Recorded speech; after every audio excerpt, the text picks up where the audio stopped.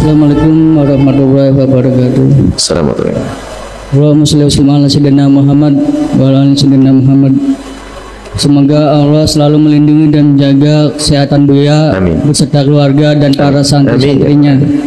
Amin ya Allah. Ada yang saya belum paham Buya, di dalam Al-Quran Allah mencampurkan sapi betina dan semut merah, juga Luqman orang soleh gitu Buya. Apa maksudnya? Dan sampai-sampai sapi betina ini apa, Al-Baqarah, para iblis dan setan itu takut pada sapi betinanya Allah gitu Buya. Mohon penjelasannya. Gimana?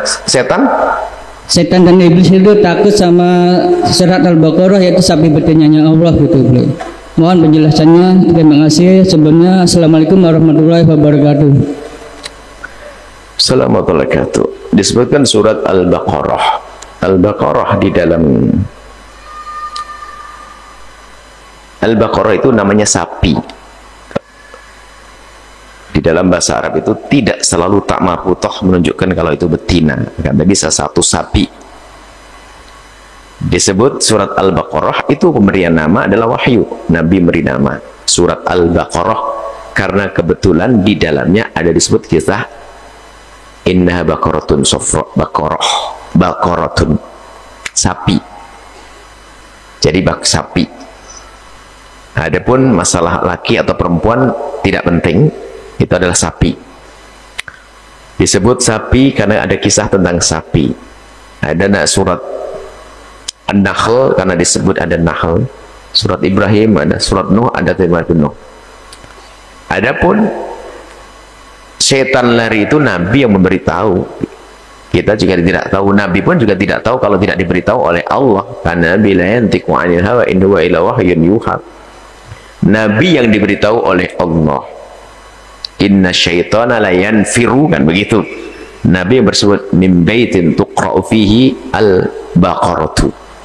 Jadi Nabi yang menyebutkan bahwasanya syaitan akan lari dari rumah yang di situ dibacakan surat Al-Baqarah. Nah ini ada surat-surat yang lain juga begitu, akan tapi berarti ada kekhususan diantaranya, lalu diambil faedah oleh para ulama bahwa dianjurkan kalau kita masuki rumah baru untuk membaca surat Al-Baqarah. Setelah itu nggak usahlah takut dengan rumah angker. Kalau rumah angker nanti kasihkan ke pondok, nanti bacain surat Al-Baqarah, beres, nggak angker lagi. Tumbangin santri dalamnya mana. Jadi ya yakin itu. Jadi apa? Kemudian tentang apa tadi? Tentang Luqman. Ada banyak kisahnya. Kisah-kisah disebutkan di dalam Al-Quran itu tentunya untuk kita ambil pelajaran. Ada kisah tentang Luqman Al-Hakim, tentang kisah tentang seorang hamba soleh yang disebut dengan Khidir. Ada kisah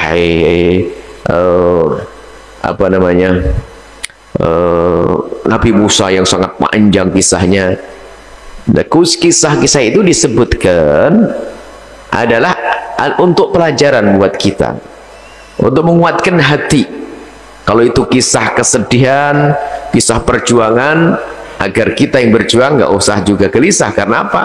Ada nabi-nabi yang berjuang pun dapatkan tantangan seperti kita. Sering baginda Nabi begitu dihibur oleh Allah, kamu bukan orang pertama kali seperti itu wahai Muhammad. Telah ada nabi-nabi terdahulu yang telah aku utus mendapatkan musibah seperti yang kau terima. Jadi seperti itu untuk pelajaran bagi kita. Nah kemudian pelajaran lain adalah begitulah Allah di dalam memaparkan hukum-hukum itu dibarengi dengan kisah-kisah itu agar kita punya cara juga. Di dalam kita ingin menyampaikan kebenaran, kita perlu juga dibarengi dengan sesuatu yang menghibur, dengan cerita, dengan kisah Nabi terdahulu atau kisah orang-orang soleh. Kalau mengatakan gini, kalau kamu beramal baik nanti masuk surga. Nah, ini kurang menarik, tapi ada kisah tentang Anda itu menggugah hati. Jadi biasa bercerita, sehingga cerita itu ternyata menjadi sarana untuk menghantarkan satu ide, pemikiran, pemahaman. Jadi dibuat dalam sebuah kisah, cerita-cerita.